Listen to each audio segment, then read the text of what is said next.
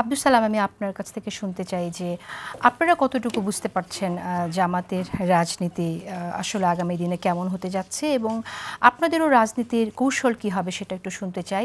আর আপনি প্রশ্ন করেছেন যে 5 আগস্টের পরে এমন কি হয়েছে যে জামাত বিএনপির পেছনে আদা জল খেয়ে লেগেছে, সেই প্রশ্নের উত্তর আমি নেব।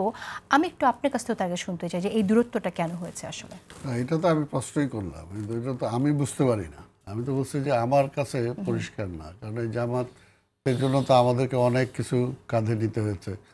রাজাকার শুনতে হয়েছে, রাজাকারের সরকার শুনতে হয়েছে, কিন্তু তারপরেও তো আমরা তো তাদেরকে ঠেলে দিই, তাই না? আমরা ঠেলে দিই নাই এখন, কিন্তু ওনারাই কেন এইরকম যে যে জায়গাটায় সবচেয়ে।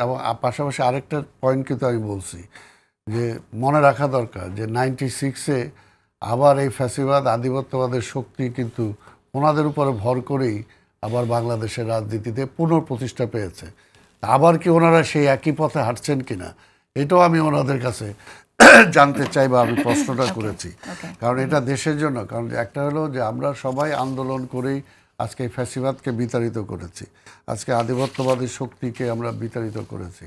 এবং যখন ঐক্যটা সবচেয়ে বেশি জোরালো থাকা দরকার, যেটা যে আমাদের নেতা তারেক রহমান বলেছেন, এত কিছুর পরেও তিনি বলেছেন যেদিন আমরা আগামী নির্বাচনে যদি এককভাবেও যদি আমরা জয়লাভ করি, তারপরে আমরা আন্দোলনকারী সকল দলগুলোকে নিয়ে আমরা ঐক্যবদ্ধ একটা সরকার করব। কারণ দেশের যে ক্ষতি হয়েছে, দেশের যে ধ্বংস হয়েছে, এই ধ্বংসপ্রাপ্ত একটা দেশকে আবার পুনর্গঠন করতে যে জাতীয় ঐক্যের কোনো বিকল্প নাই।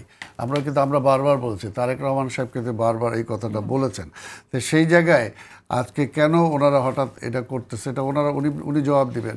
আর আরেকটা হলো যেটা আমি ওই একটু আগেও যেটা বলেছি, যে আসলে জামাত কি তার আদর্শ থেকে সরে যাচ্ছে, না এটা একটা কৌশল মাত্র, এটা এটা এটা ওনারা বলতে পারবেন যে তা না হলে এটা কেন। কারণ হাসিনাও তো বলছিল মদিনা সনদ অনুযায়ী দেশ চালাবে, কিন্তু আসলে কি তার চাইছে, নাকি ওনারা আবার নির্বাচন হওয়ার পরে আবার ওনারা আগের অবস্থানে ফিরে যাবেন?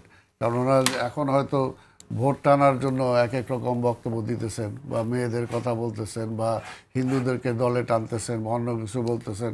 এটা এটা এটা এমনও হইতে পারে যেটা শেখ হাসিনার মতো লোক দেখানো, বা ওনার যে আমি আগেই যেটা বললাম যে ওনাদের সুবিধার জন্য শিবির থেকে ছাত্রলীগে যোগদান করা, আবার সময় মতো আবার শিবিরের নাম নিয়ে নেওয়া। অর্থাৎ এটা কি সেটা কি না, এটা ওনারাই জবাব দিতে পারবেন। এটা আমার কাছে তো আর এই জবাবটা নাই। তবে আমি যেটা মনে করি যে দেশটা এখনও কিন্তু সত্যি যে আমরা কয়দিন ধরে দেখতে পাচ্ছি পার্বত্য চট্টগ্রাম ছোট্ট একটা ইস্যু নিয়ে কীরকম অশান্ত হয়ে গেছে। এবং সেই সময় সেখান থেকে আমরা দেখতে পাচ্ছি যে আজকে নিজে আমি দেখছি ফেসবুকে একটা স্ট্যাটাস আছে যে পর্যন্ত পার্বত্য চট্টগ্রাম আমাদের প্রতিবেশী রাষ্ট্রের অংশ না হয়ে যাবে সেই পর্যন্ত তারা আন্দোলন চলবে। আজকে একটা ঘটনা ঘটছে, এটা নিয়ে আন্দোলন হলো তাদের সেখান থেকে সেনাবাহিনী সরাইতে হবে। অর্থাৎ এই যে দেশটাকে অশান্ত সৃষ্টি করা, এবং আজকে পরাজিত ফ্যাসিবাদ সীমান্তের ওই পারে থেকে একের পর এক হুমকি দেওয়া, এবং এখন পর্যন্ত আমাদের প্রতিবেশী রাষ্ট্রের সাথে আমাদের যে সম্পর্ক, আন্তর্জাতিক যে সম্পর্ক, সেই সম্পর্কটা কিন্তু এখনও শীতল। এটা কিন্তু কেউ বলতে পারবে না যে নর্মাল একটা সম্পর্ক আমাদের মধ্যে হয়ে গেছে। তো সেই জায়গায় আজকে হঠাৎ করে ওনারা কেন আজকে নির্বাচন, একদিক দিয়ে ওনারা নির্বাচন করতেছেন, আবার আরেক দিক দিয়ে আন্দোলনের কথা বলতেছেন। এই যে একটা জনগণের মধ্যে একটা বিভ্রান্তি, আমি একটু জেনে নিতে চাই জনগণের মধ্যে একটা বিভ্রান্তি। অ্যাডভোকেট মজিম হোসেন হেলাল, আমি একটু জানতে চাই আপনার কাছ থেকে যে এর আগেও আপনারা এই বিক্ষোভ কর্মসূচি আমরা দেখলাম বেশ কয়েকটি দাবিতে, তার মধ্যে একটি দাবি ছিল যে 2 কক্ষে পিআর পদ্ধতিতে নির্বাচনের জন্য। এখন আমরা দেখলাম আবার 5 দফা দাবিতে 12 দিনের কর্মসূচি আপনারা দিয়েছেন আর কি, ইসলামী আন্দোলন বাংলাদেশ। আচ্ছা, আমার তো একটু রিপ্লাই দেওয়ার আছে। জি, এই প্রসঙ্গটা একটু জানতে চাই যে আমি আসবো সেখানে। আমাদের সালাম ভাই যেটা বলছেন যে আসলে কেন উনি বুঝতে পারছেন, আমরা বুঝতে পারছি না যে আওয়ামী লীগের মুখের জবানগুলো কীভাবে বিএনপির নেতাদের মুখে আসে। জিয়াউর রহমান, মরহুম প্রেসিডেন্ট, শহীদ প্রেসিডেন্ট জিয়াউর রহমান, তিনি তো একটি বাংলাদেশের জাতীয়তাবাদী রাজনীতির ধারক বাহক ছিলেন। হ্যাঁ, তিনি দেশের বিভক্তিকে কমিয়ে আনার জন্য তিনি কাজ করেছেন। সেই রাজনীতি কোথায়? আচ্ছা, আমি আমার কথাটা শেষ করি। এখন ওনাদের মুখে সব এই যেই কথা বলে 15 বছর জামাত ইসলামের উপর টর্চার করলো, বিএনপির নেতাদেরকে ফাঁসি দিল, সেই একই কথা তাদের মধ্যে। কি কথা সেটা? সেই সেই সমস্ত ন্যারেটিভ আমরা নিয়ে আসতেছি। কি সেটা বলেন? কি সেটা আপনি তো জানেন এবং আপনি বুঝবেন। আলোচনার জন্য বলতেই পারেন যেহেতু জানতে চাচ্ছেন এখানে। তো সেটা হচ্ছে আওয়ামী লীগের মুখের ভাষা। সে যেভাবে দেশকে বিভক্ত করে সেখানে জিয়াউর রহমান, বেগম খালেদা জিয়া, তিনি 4 দলীয় জোট করলেন। জামাত ইসলামী তো তার রাজনীতি করে।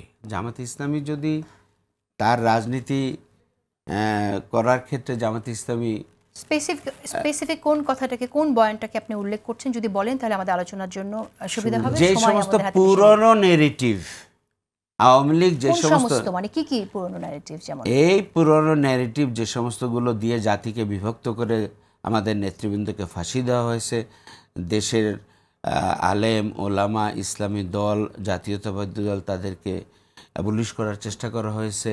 3টে নির্বাচন থেকে, মানে যুদ্ধ অপরাধের অভিযোগের কথা বলছেন আপনি?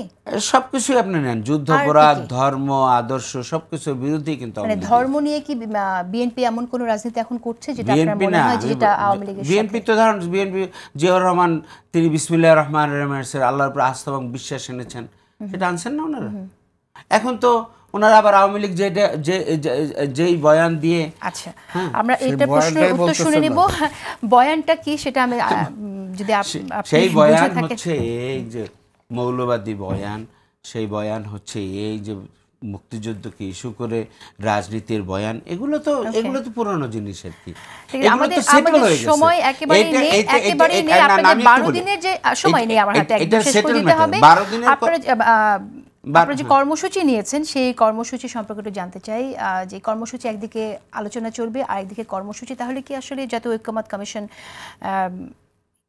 বাতিল করে দিবে বা বন্ধ করে দিবে? আমাদের বক্তব্য হচ্ছে যে ঐক্যমত্য কমিশনে যেই সিদ্ধান্তগুলো হয়েছে, বিশেষভাবে ঐক্যমত্য হয়েছে, সেখানে 166টা পয়েন্টের উপরে আলোচনা হয়েছে, 84টা বা 86টার মধ্যে ঐক্যমত্য হয়েছে। আমরা বলছি এটার আইনি ভিত্তি দিতে হবে, আইনি ভিত্তি দিতে হবে বিফোর ইলেকশন। এটা একটা ন্যায্য দাবি আর কি। দ্বিতীয় হচ্ছে যে লেভেল প্লেইং ফিল্ড আনতে হবে। তৃতীয় হচ্ছে হত্যাকাণ্ডের বিচার করতে হবে। হত্যাকাণ্ডের বিচার তো সরকার এমনিই করছেন। আমার এখন পর্যন্ত হত্যাকাণ্ডের বিচার এখনো চলছে, কিন্তু এটার এখন পর্যন্ত কারো কোনো নির্বাচন বিচার কোনো ফলাফল আমরা